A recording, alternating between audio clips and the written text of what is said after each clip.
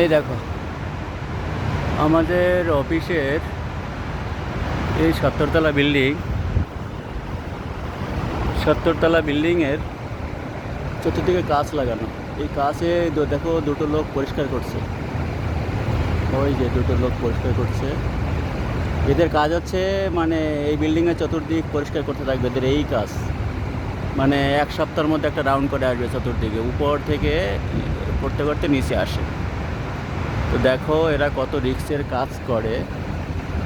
মানে এখানে 48 ডিগ্রি চলে আজকে, প্রচণ্ড গরম, অথচ গরমের মধ্যে এত পরিশ্রম করছে। কেন করছে জানো?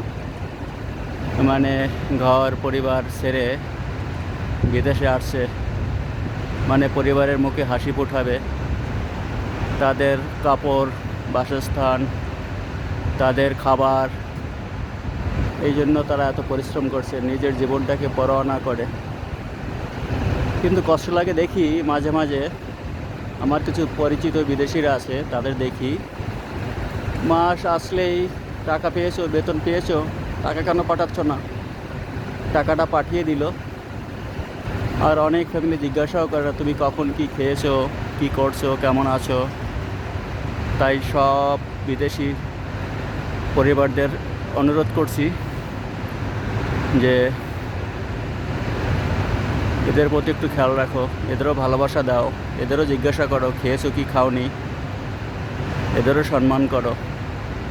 দেখো তোমাদের জন্য কত পরিশ্রম করছে, কত রিস্ক জীবনের। ধন্যবাদ ভাই, তোমাদের স্যালুট তোমাদের।